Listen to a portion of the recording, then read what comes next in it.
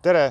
Oksjonile tuleb siis minu isiklik Audi A8 2008 aasta 3.2 FSI Quattro ja T3 generatsiooni nii-öelda siis kõige värskema välimusega T3 generatsiooni kolmas generatsioon. Esmalt siis eest ära see, et 3,5 aastat tagasi ise sõitsin selle autoga Inglismaalt koju ja tõin selle puhtalt personaalseks kasutuseks. Oleme sõitnud selle autoga 65 000 kilomeetrit ja panen oksjoni kirjeldusse igasugused tehtud tööd ja huvitavamad lisad, et ma ei hakka selle peale siin aega viitma, et video venib ülearu pikaks. Keskendume selles videos siis hetkel ainult autole, kuidas ta hetkel siin meie ees on. Ja alustame siis välimusest kõigepealt siis esimene bumper. Esimese bumperiga on olnud igasuguseid seikluseid ja võib-olla kosmeetiliselt kõige halvemas seisukorras siis selle auto juures, et selle kohaga on siin huvitav lugu, et perenaine sõitis ühe kärukonksu otsa, hankisin siis uue sellise nii-öelda paneeli siia ja siis paar päeva hiljem, kui auto nina oli jälle korda tehtud, natukene siis tagurdas tondil üks X4, X5 või mis iganes. Üks vanem härrasmees valgusfoori taga tagurdas otsa ja ta andis mulle 50 eurot selle eest ja ma ei viitsinud sellega rohkem tegeleda, et niimoodi ta jäi. Et eest on ta jah, võib-olla siis kõige õnnetumas seisukorras, muidugi arusaadav, eks üle aastate saab kiva ja asju. Ja see bumper, ega see kõige paremini siin ees ka ei ole, et püsib praegu, et seda on külge pannud siin vähemalt 2-3 erinevat mehaanikut.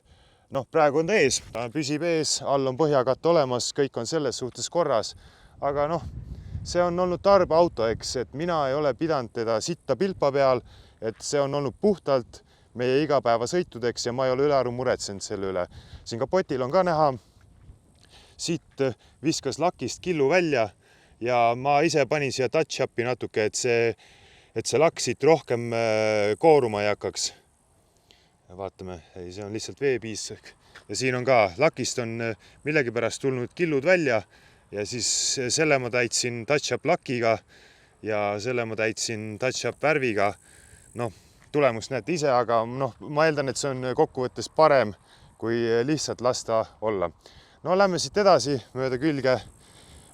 Järgmine asi, mis ma tegin siis puhtalt müügi jaoks, aga ka auto pikemas perspektiivis säilimise nimel on see, et ma korrigeerisin siit välgi veits, et siin on näha spreiga, värvisin kõik nii-öelda äärekividest kahjustada saanud osad kõikidel velgedel üle, et tegin niisugused väiksed paigad peale. Ma tegingi selle eesmärgiga, et eemalt vaadates näeks viisakas välja, et selle poole väljad on hullemad, teise poole väljad on paremad. Mis on positiivne on see, et pagasiruumis on üks täismõõdus, põhimõtteliselt mitte ideaalne, aga väga heas korras velg, et kui kellegile see nii oluline on, aga need parandused saidki tehtud selle eesmärgiga, et ta näeks kaugelt normaalne välja, et selline 50 meetri töö, et see oligi minu eesmärk. Minule endale, minu enda silmale näeb see parem välja, kui lihtsalt need hallid ära kraabitud osad, et kuidas kellelegi. Aga jätkame siit, video on juba niigi päris pikaks veninud ja me pole õieti kuhugi jõudnudki veel. Vaatame siit laias laastus väljast. Siin on selliseid nii-öelda jälgi, nagu siin näha on, neid on ikka tekkinud meie kasutuse ajal. Meie käest seda autot kunagi poleeritud ei ole, et sellised niisugused triibud ja traabud saab välja, kui vaja. Ja siin on üks pärand Inglismaalt, Londonist tuli kaasa, kus see auto toodud on. Siit ka valgus veel paistab hästi, et on näha, et seda ei ole meie teinud. Siia on keegi sisse põrutanud, mõlgi teinud ja siit on hakanud värv kooruma ja siin all samamoodi. Ma ei oska öelda, kus need kõik tulnud on.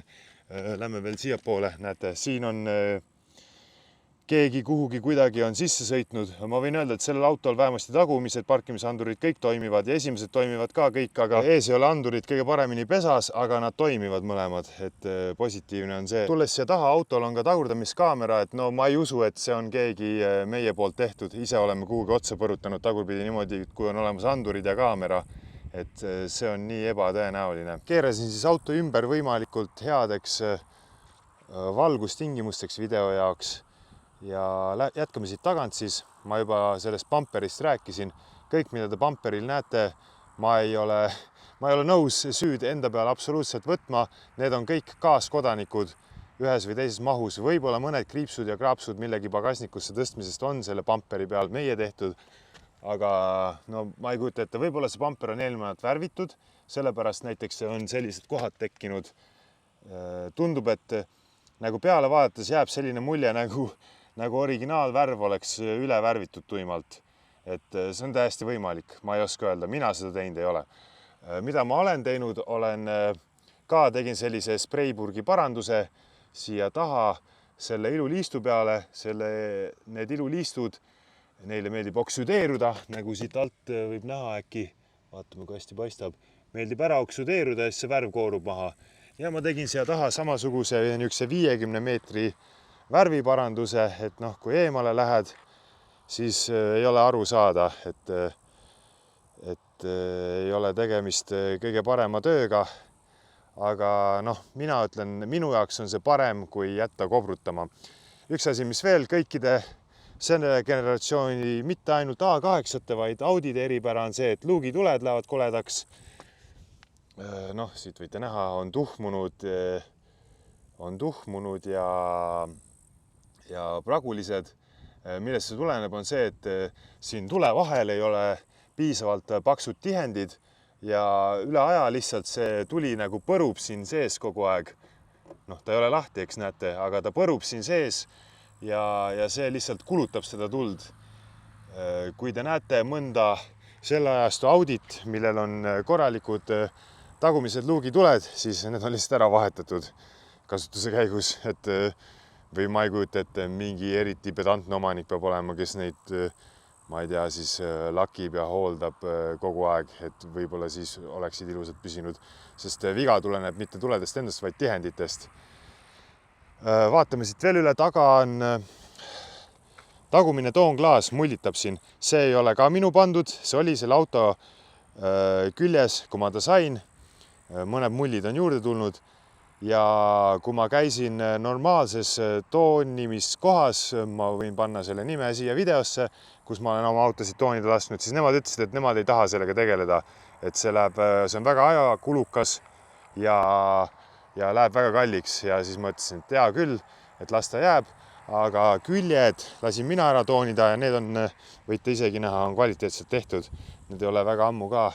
Eelmisel suvel lasin ära toonida, et laps saaks rahus taga sõita. Noh, me oleme siin juba külje peal, siis lähme siit edasi. Noh, siin on parem külg, juhipoolne külg, siinsed väljad on samamoodi, on natukene siis nii-öelda koduseid parandusi tehtud, aga siinse poole väljad olid paremad, kuid siiski võite näha, et siin on need parandused olemas, et puutumata ei ole jäänud ükski välg. Süüdistage siis keda tahes, mind, perenaist või kedagi kolmandat. Siit parema külje pealt, noh, siin on ka mingisugune triips peal, eks. Kes teab, kust see triips tulnud on. Aga need on kõik sellised triipsud ja trapsud. Mina ei ole küll ekspert, aga ma eeldan, et need kõik võiks saada poleerides välja. Siit liigume tagasi vaikselt ette jälle. Selle peegli korpus on siin lahtine.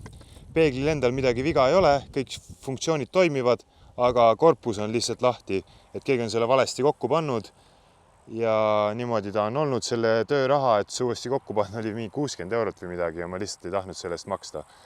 Viimased 3,5 aastat on see vähemalt niimoodi olnud ja mingi probleemi see ei ole tekitanud ja ega ta ei logise sõites või midagi sellist, nii et noh, nii ta on olnud, aga noh, siit on nagu vaikselt ring peale tehtud autole väljaspoolt, et siis vaatame äkki kõigepealt kapoti alla, siis sisse, siis pagasiruumi ja proovisõit. Vaatame siis kapoti alusega kiirelt üle. Siin ei ole suurt tegelikult midagi näha, et selline tavaline kasutatud auto kapoti alt.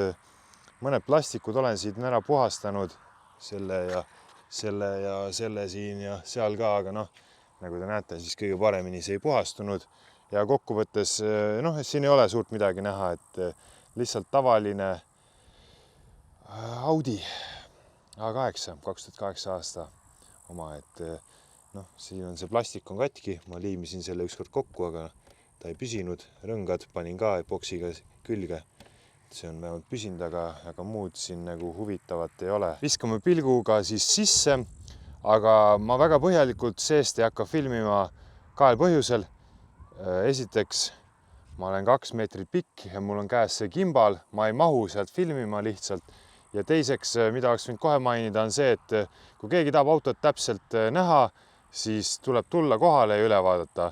Et mina annan endast parima, et siit videost mingi ülevaade saada, aga mina ei vastuta selle eest, kuidas auto siit videost paista võib. Et noh, sellega hakkasin videot alustada, aga noh, ma mainin selle ära, aga ikkagi vaatame sisse. Noh, sisu on üldiselt korralik, nagu te siin näete, uksel esineb sellist kasutamisest tulenevat kulumist. Rooli olen lasknud kunagi üle nahatada. Samas juhiiste, noh, siit on ikkagi näha, et tagumikud on siit sisse välja libistanud ja siit juhiistmes on niisugune väike, kuidas see eesti keeles on, siis väike auk sees. Aga muidu on seest korralik ja noh, nii puhas, kui ma jälle koduste vahenditega teha sain. Puhas ja värske. Mis ma võin teile kohe öelda, mis sees ei toimi. MMI keskkonsoolis ei sõida üles alla, aga toimib, selles suhtes on töökorras. Rooli kõrguse, sügavuse muutmine ei toimi, ühesõnaga rooli ei saa liigutada. Ja las ma mõtlen, praegu kohe midagi rohkem meelde ei tule, et ülejäänud kõik nupud ja asjad siin peaks toimima nii nagu peab. Võtmeta sissepääs ja käivitus on, aga noh, seda ma lubasin, et ma ei räägi siin videos üldse aja kokkuhoiu mõttes. No siin on näha lihtsalt tavalisest kasutusest tulenevat kulumist. Ja noh, olemas on originaalraamat ja mõned arved, siin paar tükki on, viimane suurem arve on olemas paberi kujul, pluss mul on siin tegelikult all veel Forsis tehtud ostueelne kontroll, mingisugune 2021 detsember või november oma lõpuks lasin teha. Kindel aekas on tegelikult veel olemas juhe nii Androidile kui Apple'i toodetele. Aga jah, ma lubasin, et ma ei hakka siia ülearu sisse sukelduma, sest see lihtsalt ei ole inimlikult füüsiliselt võimalik. Et nii palju siis eest. Taha läheneme siit vasakult. Kui küsite, miks just vasakult, sest paremal pool pole eriti midagi näidata. Siin vasakul pool need jäljed olid juba enne meid ja meie kasutuses on tekkinud siia mõned jäljed juurde. Siin olid lihtsalt eeldatavasti enne ja ka meie käes oli lihtsalt lapsetool.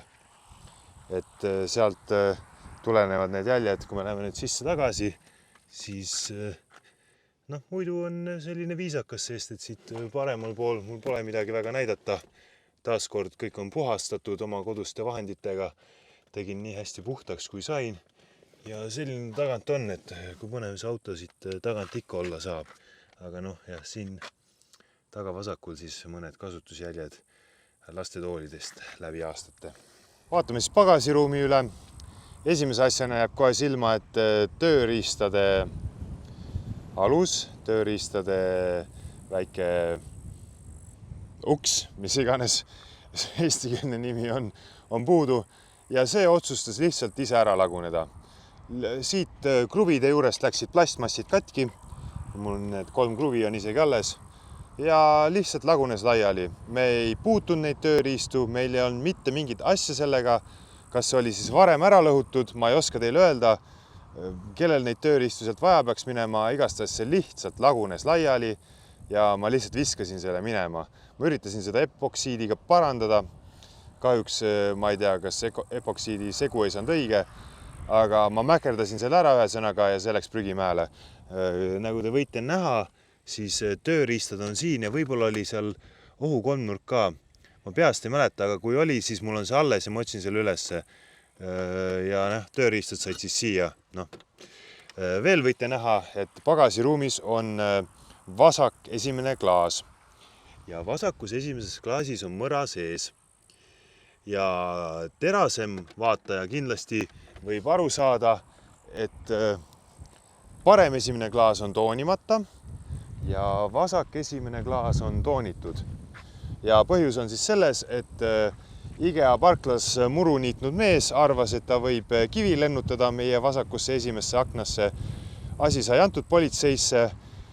Ühesõnaga, ma lihtsalt ostsin uue esiklaasi, kasutatud uue esiklaasi ja lasin külge panna, et me jääkski seda ootama ja ma ei tahtnud seda autot niimoodi müüa selle katkise klaasiga, et see oleks lihtsalt olnud puhas niisugune laiskus seda lasta mitte ära vahetada, et see ei läinud suurt midagi maksma ja eks siis aja jooksul näeb, et kas sealt politseist tuleb midagi või ei tule, aga ma võtan selle klaasi siit eest ära. Vaatame siis pagasiruumi sisse ja siin ei ole suurt midagi näha, et tavaline pagasiruum lihtsalt olen puhtaks teinud nii palju, kui ma koduste vahenditega olen suuteline selle puhtaks tegema.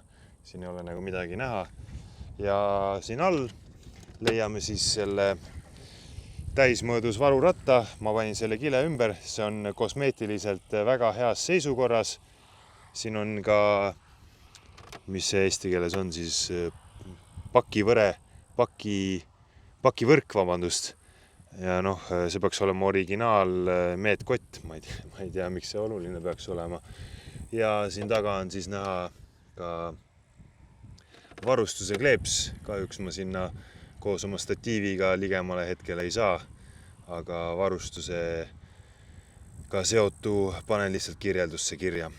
Esmalt siis ma tahaks natuke vabandada. Ma olen riides nagu Desperado Ehitus OÜ tegevjuht, aga ma siin ei proovi püüda sihtturgu, vaid ma lihtsalt, täna oli 28 kraadi Eesti Vabariigis ja kes teab, millal jälle 28 kraadi tuleb, ma lihtsalt mõtlesin, et kas ma panen T-särgi ja näen natuke viisakam välja või tulen maikaga, tulin maikaga ja nii see praegu on. Ja paneme siis auto käima ja teeme väikse ringi, et mida ma teile ikka siin suurt näidata saan. Saan näidata seda, et auto toimib. Konditsioneer puhub külma õhku. Võib-olla võiks uuesti täita. Ma kindel ei ole, praegu igastahes mõnus jahe õhk tuleb. Teisel autol, mis ma selle auto asemel ostsin, ei ole konditsioneeri. 200. Break.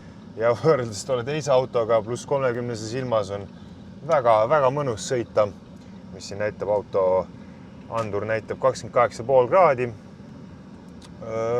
Jah, nagu ma ütlesin, siis rooli asendit ei saa muuta, rooli asendi kõrgust ega sügavust ega midagi, et nii ta on, nagu ta on. Ja sõidame siin siis natukene. Kast vahetab käike, rool pöörab, keerab, pidurid ka toimivad, ärge muretsege. Üks huvitav asi, mis on selle autol on armeeritud pidurivoolikud. Ei, ma ei ole selle autoga ringrajal käinud. Ma lihtsalt panin need mingisugune selline kinnise tee on. Ja tegelikult minu meelest tasub igal autole panna, et pedaalitunnetus läheb natuke konkreetsemaks ja värsked pidurivoolikud on alati kasulikud. Aga siin ta selline on. Kui isime siin, ma ei teagi, mis selle huudi nimi on siin. Kohe tuleb mingi silt Harkujärve, hakkab vist sellest sildist pihta, kui ma ei eksi. Sõidame siin natukene majade vahel. Tegelikult oleks võinud teisele poole minna, aga ei ole hullu. Tuleb siin natuke hoogu maha võtta, et mitte pätipoisina käituda. Aga selline ta on, et mul tõesti ma ei näe põhjust kuhugi metsa müttama minna, et tervet vedrustust klobisema panna. Ma lähen siit, jätkan mööda peateed ja sõidan natukene siit Harkujärvelt välja, et siis saab teha mõne sellise kiirenduse ka, kui see kellegile midagi annab. Aga siin majade vahel peab tasa ja targu sõudma, et ma siin kohalikke elanikke häirima ei hakka. No jõuame siit Harkujärvelt välja, et siin võib natuke reipamalt lasta. Olen enam nagu majade vahel. Paneme vedrustuse ka dynamiku peale. Ma ei tea küll, mida see muudab, aga dynamiku peal ta on. no ja auto sõidab, mis ma oskan teile öelda. Vahetab käike ja võtab kurve. Siin ees on üks, mis iganes ta meil on, Rimi või Maxima masin. No, mida ma teile siin ikka demonstreerima hakkan, et ma arvan, et paslik on see ülevaade siit kokku võtta, et väike sõiduosa ka lõppu ja nagu ma toonitasin, siis see ülevaade ei ole mõeldud asendama koha peal auto ülevaatamist, et see auto läheb oksjonile. Oksjon on siis nii-öelda lõplik, et mingisuguseid garantiisid või asju mina kaasa ei anna, nagu ikka, seni kuni tagatuled paistavad. Et proovisin anda võimalikult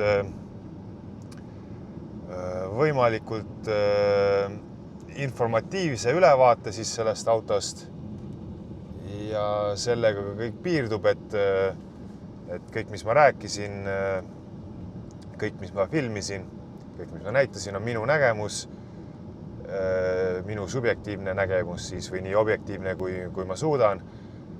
Ja nii ongi. Autol on siis praegu täpselt ees 225 223 kilomeetrit. Ma kujutan ette, et oksjoni jooksul väga palju siia juurde ei tule. Et meil on teine auto olemas, me ei pea selle autoga sõitma. Ja kindlasti unustasin midagi, kindlasti nüüd hetke pärast tuleb mul meelde, et ma tahtsin midagi öelda, aga ma arvan, et tänaseks aitab.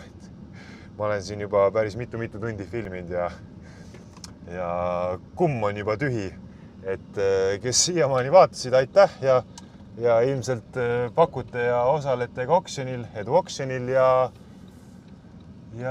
kuulmise nägemiseni siit minu poolt.